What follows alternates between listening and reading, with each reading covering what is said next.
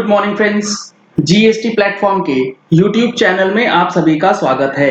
जी हाँ फ्रेंड्स, अगस्त 2020 की जो जीएसटीआर 3B जानी है वो फाइलिंग होनी है 20 सितंबर 2020, 22 सितंबर 2020 और 24 सितंबर 2020, यानी कि 3 डेट्स अलग अलग स्टेट वाइज और टर्नओवर वाइज जो है ये ड्यू डेट रखी गई।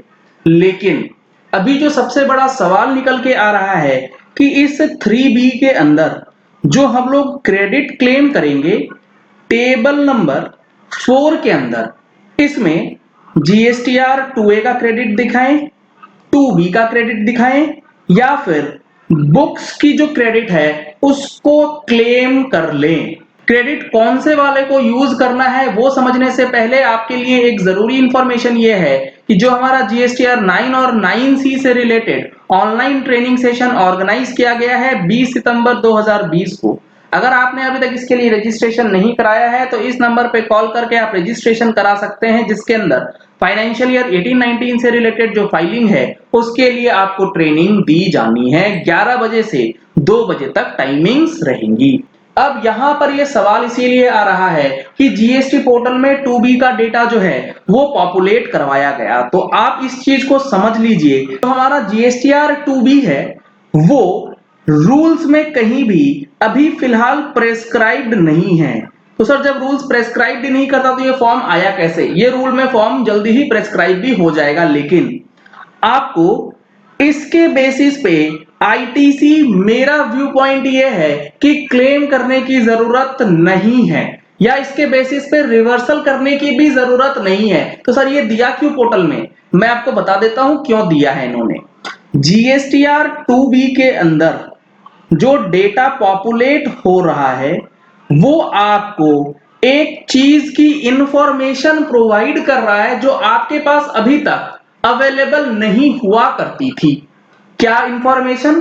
कि जीएसटीआर 2A के अंदर, जी हां फ्रेंड्स ध्यान से सुनिएगा, जीएसटीआर 2A के अंदर किसी एक महीने का 11 तारीख की रात 12 बजे कितने इनवॉइसेस अपलोड हो गए हैं वो कैसे पता लगे? नहीं समझ आया सर क्या बोला आपने? चलिए मैं आपको बता देता हूं क्या बोला है मैंने।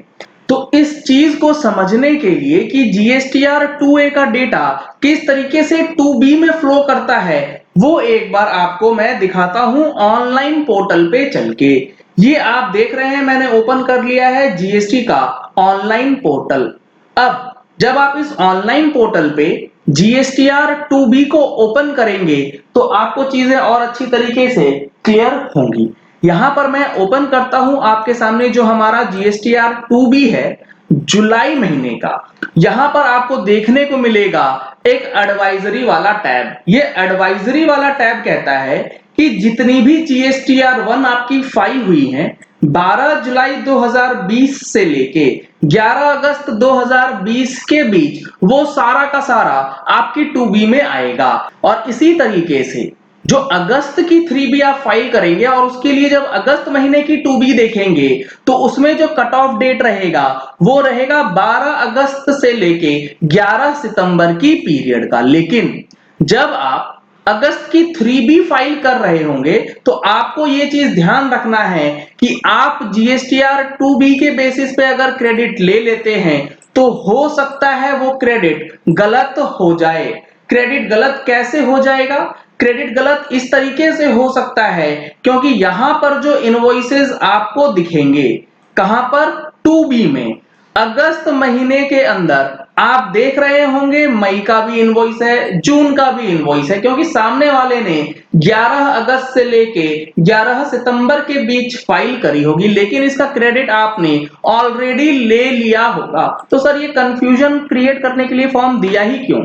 ये फॉर्म बेसिकली आया है 36(4) को प्रैक्टिकली कैसे अप्लाई करें वो बताने के लिए। अब यहां पर एक चीज और आपको समझना होगा कि आपका जो जीएसटीआर 2A है वो क्या है। अगर अगस्त महीने का कोई एक इनवॉइस है जो आपने परचेज किया और आपके सप्लायर ने उसे अपलोड किया है अगस्त की जीएसटीआर 1 में, या फिर वो अपलोड करेगा अक्टूबर की जीएसटीआर 1 फाइल करते समय, जब वो क्वार्टरली फाइल कर रहा होगा उस पीरियड में, तब भी वो आपके अगस्त के 2A में ही रिफ्लेक्ट करेगा। इसीलिए अब आप इस चीज को समझ पाएंगे कि आपका जो 2A है वही बेसिस रह सकता है कुछ हद तक क्रेडिट को क्लेम करने के लिए, और आपका जो बुक्स ऑफ अकाउंट्स है, जो इनवॉइसेस हैं, उसके बेसिस पे आप अगस्त के महीने में जो क्रेडिट आ रहा है उसे क्लेम कर सकते हैं।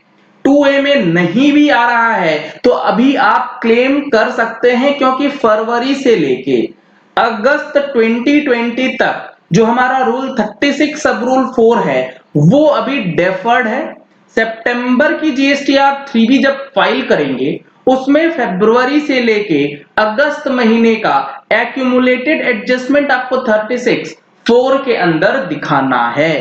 तो अगस्त महीने की 3B को क्लेम करने में 2A और 2B को लेकर के कंफ्यूज होने की जरूरत नहीं है, लेकिन रिकंसाइल जरूर कर लेना है, क्योंकि अगले महीने आपको फरवरी से लेके पूरा अगस्त का रिकंसिलिएशन करते हुए रूल 36(4) का इंप्लीमेंटेशन भी करना होगा, 10% वाला नियम जो है उसको देखते हुए।